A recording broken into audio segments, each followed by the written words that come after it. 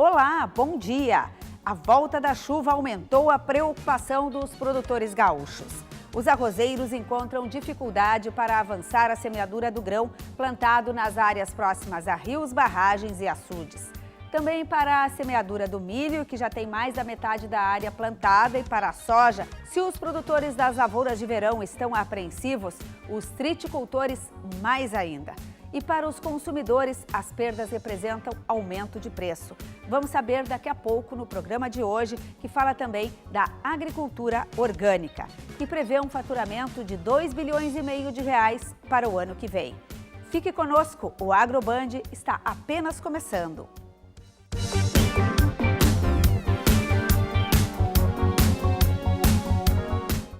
A gente começa o programa com o primeiro levantamento da safra de grãos 2015-2016, divulgado na sexta-feira pelo Ministério da Agricultura. A safra brasileira de grãos pode chegar a 213 milhões e 500 mil toneladas.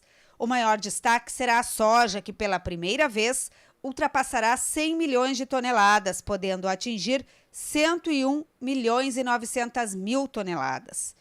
A primeira safra de milho deve ser menor, cedendo lugar ao plantio da soja. Apesar dos problemas climáticos no Rio Grande do Sul, a safra de trigo deve ser 11% superior à passada, somando 6 milhões e 700 mil toneladas. Gaúchos e paranaenses são os maiores produtores do cereal. O presidente da Federação da Agricultura do Rio Grande do Sul vai continuar no comando da entidade por mais 3 anos. Carlos Esperoto, de 77 anos, venceu a eleição realizada na última segunda-feira. Recebeu 104 votos. O adversário, João Batista Silveira, recebeu 29. Será o 7º mandato consecutivo de Esperoto na direção da Farsul, a federação de agricultura mais antiga do país, fundada há 88 anos. No discurso, Esperoto destacou que a atividade agropecuária vive hoje um momento excepcional, em que os demais setores da economia estão amargando situação difícil, mas que este cenário não reduzirá os esforços da diretoria na busca constante de um melhor ambiente de negócios para o setor. Logicamente, nós temos os nossos programas de cuidar a situação que nós aqui chegamos, no sentido de não deixarmos criar um novo endividamento com essas alterações e oscilações na área econômica que estão ocorrendo. E os tais de ajustes, que podem tranquilamente se fazer uma leitura errônea de que existe sobra de dinheiro no setor. O setor não tem sobra do dinheiro, ele está com toda a previsão de termos aí o atendimento às renegociações que nós viemos a fazer. Portanto, temos muita coisa a fazer. E, logicamente, o planejamento estratégico que nós fizemos em 2006, vamos avaliá-lo, vamos verificar o que foi feito e o que faltou se fazer e que, logicamente, vamos refazer uma prospecção para mais anos futuros. O senhor já anunciou uma reunião para tratar de seguro agrícola no dia 14. Esta é uma prioridade? A reunião está consolidada em Brasília, estaremos lá com 4 representantes nossos participando e com uma visão muito clara de que este tema nós não precisamos nos fixar em empresas nacionais. Por que não buscarmos empresas internacionais para fazer o seguro no Brasil? A volta do período chuvoso com baixa insolação reduz a oferta de hortaliças e baixa qualidade. Algumas hortas também foram prejudicadas pelo granizo. Novos plantios serão preparados, mas ainda teremos cotações elevadas, pois a oferta disponível é pequena e haverá desabastecimento. Então agora a gente vai saber com a Karine como é que fica o tempo para os próximos dias. Vem mais chuva, Karine? Bom dia. Bom dia, Lisemara. Bom dia a todos. A previsão é sim de mais chuva para a próxima semana, mas a situação não é desesperadora. Os produtores terão um curto período de trégua. No domingo, a previsão de ventos fortes e pancadas de chuva ao longo do dia. Mas na segunda-feira, essa chuva diminui e aparece de maneira fraca e isolada. Depois disso, surge o sol e o tempo seco permanece até quinta.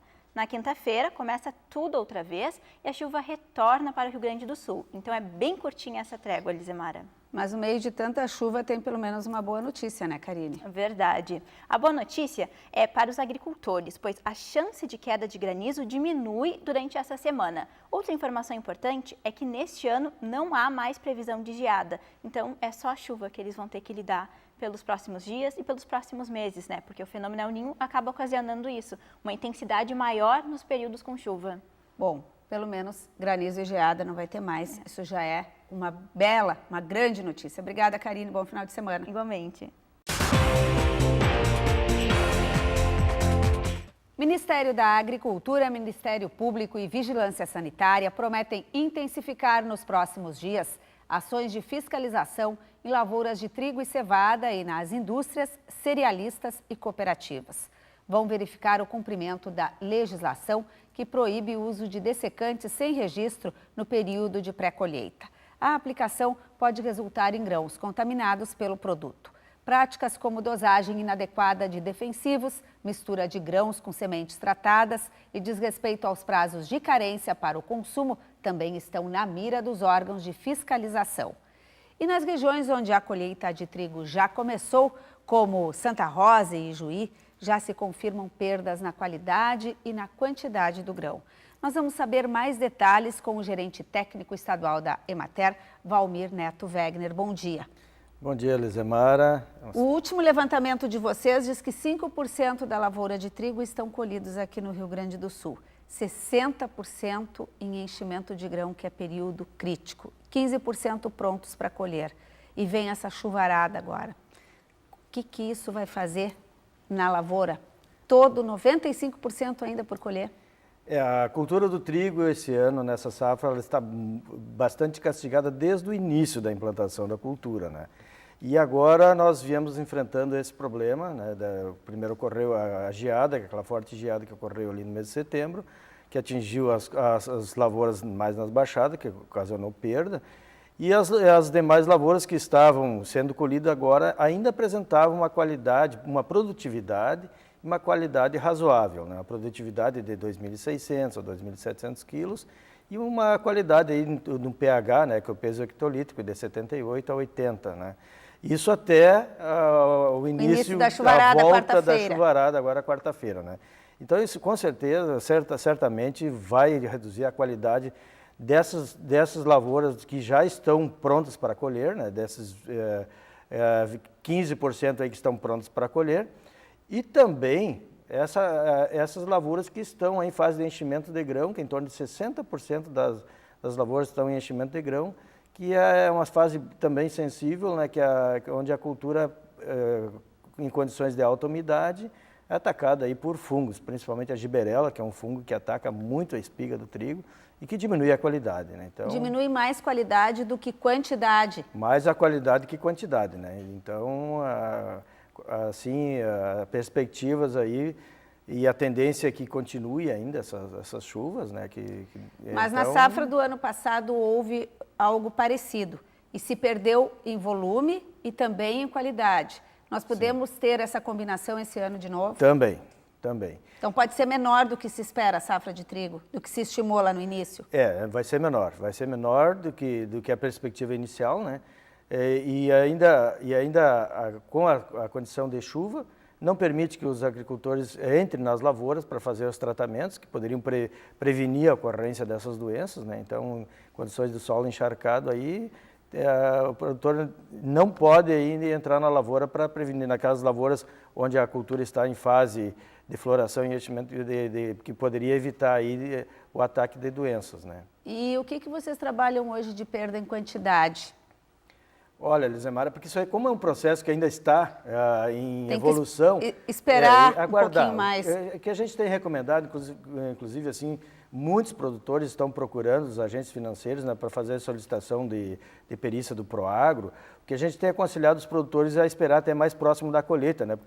Porque é um processo que está evoluindo, né? Proagro é o seguro de perdas. É o seguro de perdas, né? Para aquelas lavouras que são financiadas, o produtor tem que fazer a comunicação nos agentes financeiros para que os técnicos façam a perícia, né? Para levantar. E não mexer na lavoura, esperar a perícia. Não pode mexer na lavoura. Então, assim, a gente sempre aconselha assim, porque se ele fizer a comunicação logo e a lavoura ainda está em fase, que nem essa que não estão ainda em fase de colheita, vai exigir aí 2 perícias, 2 laudos, né? Tem que fazer um laudo preliminar, depois um laudo final aí na época da colheita, né? Antes da colheita. Então a gente está aconselhando os produtores que aguardem. Então por isso que hoje é difícil da gente fazer uma estimativa, porque de dia a dia aumenta aí o índice de perdas. Né? Já ouvi falar em 10%, já ouvi falar em 50%, dependendo da região. Depende da região, depende inclusive, às vezes na mesma lavoura a gente vê situações completamente diferentes, né? Principalmente nas partes mais baixas, onde foi altamente atacada pela geada, ali a perda foi total, né? Mas aí outras partes não, né? Então é bem difícil. O primeiro levantamento que foi feito com a questão com a ocorrência da geada, se falava em torno de 20%, né? Mas hoje tem regiões aí que pode atingir até 50%, até 70%, conforme a localização das lavouras. Bom, a gente está falando do trigo, que é a principal lavoura de inverno no Rio Grande do Sul. Mas e a cevada, o centeio, a aveia, a linhaça? A cevada, como ela é uma cultura mais localizada em regiões, ela foi muito afetada tanto pela geada e agora também está sendo afetada pelas chuvas, né? Então reduz a qualidade dela, né? Porque ela tem como a indústria, ela é um produto que ela é destinado para a fabricação da nossa cerveja, né? Então, a exigência da indústria para a classificação dela, a qualidade tem que ser qualidade bem superior. Infelizmente, esse ano nós vamos ter uma qualidade baixa aí da cevada. E se for rejeitada pela indústria, faz o que com essa cevada? Normalmente ela vai para a ração, né? Quando ela não está contaminada com fungos, ela vai para a ração, né? Então a cerveja vai aumentar de preço? Olha, a tendência é que sim. A tendência é que sim, porque infelizmente nós produzimos aqui, a cevada que nós produzimos aqui, esse ano vai ser a tendência que se reduza, né? E então, o centeio? O centeio também, como ela é a cultura de inverno, também ela é área menor? Ela é uma área menor, né? Mas o centeio até é um pouco mais rústico que a cevada. Resiste um pouco mais. Resiste um pouco mais, né? Então, e a aveia? A aveia é mais utilizada, assim, porque a aveia também, nós temos 2 situações. Nós temos a aveia preta, que ela é utilizada mais para a cobertura do solo, né? Para fazer palhada, para fazer depois o plantio direto, principalmente da soja e do milho, e a aveia branca, que é para grão, né? Também a aveia branca, ela é bastante sensível, ela é semelhante ao trigo, né? Para a ocorrência de doenças. E a linhaça? A linhaça também, uma cultura de inverno, né? Que também ela é atacada por fungos, por doenças fúngicas. Só que agora a linhaça está na moda. Principalmente nas alimentação Exatamente. alternativa e fibras, né? Então ela é muito utilizada aí. E então os produtores aí, mas ela assim hoje no estado ela é uma área bastante reduzida, assim, bastante concentrada na produção de linhaça, né? E como tem previsão de mais chuva, quanto tempo a gente vai precisar para ter uma ideia melhor de o que teremos de perdas concretas nessa safra de inverno? Olha, eu acredito que aí em torno de questão de 15, 20 dias aí nós já vamos ter uma evolução bem maior aí, inclusive da colheita, né? A gente vai ter dados aí mais próximos da realidade, né? E uma questão também que a gente tem que abordar, né? Por exemplo, o trigo que foi colhido até agora, as análises foram feitas, né? A farinha, a coloração da farinha, ela também aí mais alterada, escura. mais escura, né? Ela pode reduzir aí o preço, né? Um dos fatores positivos é a questão com a alta do dólar, aí a tendência é que também o produtor, quem já colheu o trigo, possa ter uma remuneração aí satisfatória. E o ideal é que esse produtor segregue, como a gente diz, o trigo, esse que está com boa qualidade, não misture com o outro para poder ganhar um pouco mais, remunerar melhor. Aquele produtor que tem uma infraestrutura de armazenagem aí que permita isso, e isso é um dos limitantes, né? Que consiga fazer, é o ideal que se separe, né? Que separe esse trigo, para que senão ele vai perder, mistura com o trigo de baixa qualidade, ele vai acabar perdendo.